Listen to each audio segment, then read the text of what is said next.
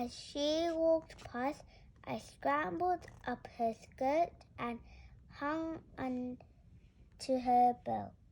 She picked up a mighty club that was standing by the door, and then she tiptoed to some stairs that led up and up through the middle of the castle. We came to a vast hall, and there he was sitting on a bench like a mountain, bent in the middle. He was starting into the fire, blowing a horrible song. Fee-fi-fo-fi-ow. Tomorrow I go and get that boy. No matter if he's dead or jumping, I'll grind his bone to make my dumplings. Mrs. Ginger crept up behind him and grabbed his tufty hair in one hand and held up the club with the nut under. I slid down her back to the floor.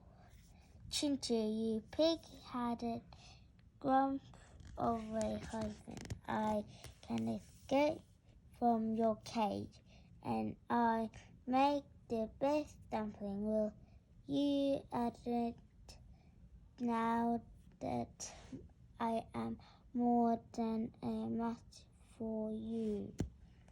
The ginger rolled his great eyes and caught sight of me. Who is that? He roared. That is a boy who chopped our wood. And Mrs. Ginger winked at me. Now let the boy decide who makes the best dumpling.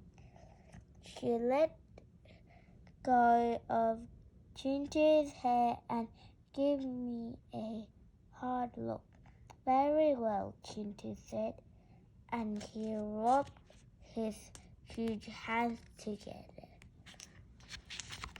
Later, they put some slabs down on the floor for me to sleep on as he was going to bed. Ginger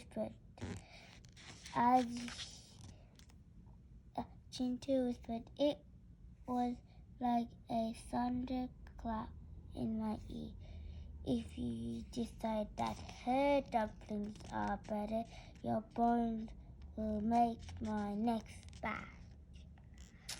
And as his wife went by, she said, if you decide that his dumplings are better, I'll chop you up for my next pot of soup. All night I walked up and down the stone floor, thinking what to do.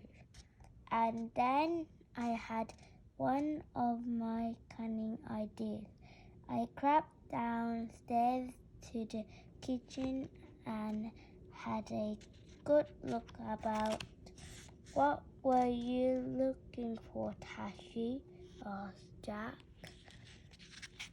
Well, said Tashi, it was like this.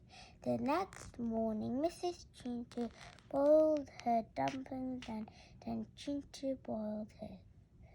When the dumplings were cooked, they both burned up one each, as big as footballs. He must put a blindfold on the boy so he doesn't know which dumpling he is eating, said Mrs. Ginger, and her husband tied a handkerchief over my eye. I took bites of one dumpling and swallowed it slowly. Then I tried another. They watched me fiercely. When I had finished, I said, "These are the best dumplings I ever tasted, and they are exactly the same." "No, they're not," thundered Chintu. "Taste them yourself and see," I said. So they did, and they were very surprised. "The boy is right. They are the same," said Mrs. Chintu, "and they are the best dumplings I ever tasted."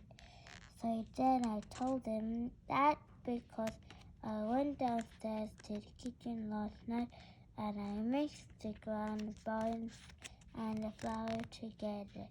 That's what make the best dumplings, bones and flour. "What a clever Tashi!" cried Mrs. Chintu. "Oh, so that's how you are," bellowed Chintu, and he scooped me up in his great red hat. "I promised my friend the dragon that I would serve you up to him in a tasty fritter the next time he came to breakfast." "Maybe so," said his wife, "but just try another dumpling first." The giant did, and when he had finished, he thought for a minute. It was the longest minute of my life. Then the giant laughed and licked his lips. "Dragon can have a plate of these dumplings instead," he said. "They are acquired. Be off with you now, Tashi." And so this time I walked out the great front door as bold as you please. When I returned to the village, they were still arguing about whether to give me up to Chintu or to let me run away. "I don't have to do either," I cried, and told them what had happened.